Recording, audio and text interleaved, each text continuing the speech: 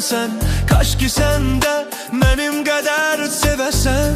Gülüşünle aldın beni apardın. Deniz gözlüm beni benden kopardın.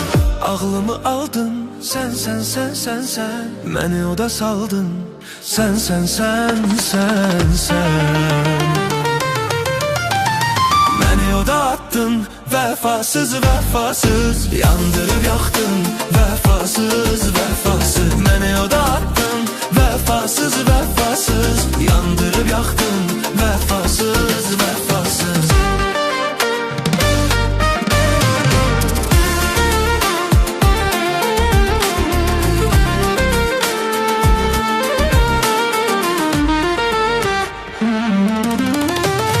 Bakışların deniz, kopuptu tufan. Ben onlarda itip batmış bir liman. Dodağın bal, dilin zehirden zehir. Yaşattığın dertler ölümden beter. Ağlımı aldın sen sen sen sen sen. Beni oda saldın sen sen sen sen sen.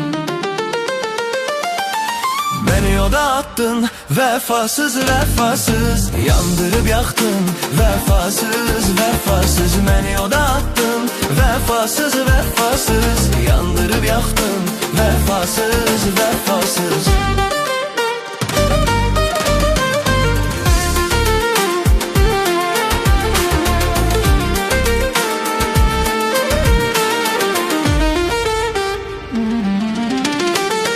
O saxta sözlere nece inandım.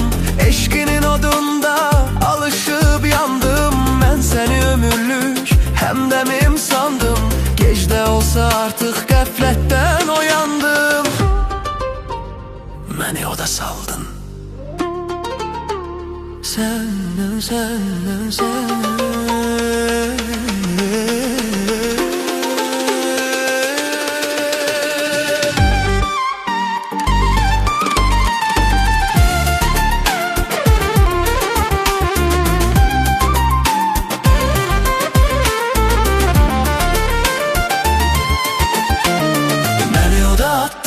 Vefasız vefasız. Yandırıp yaktın vefasız vefasız. Beni oda attın vefasız vefasız. Yandırıp yaktın vefasız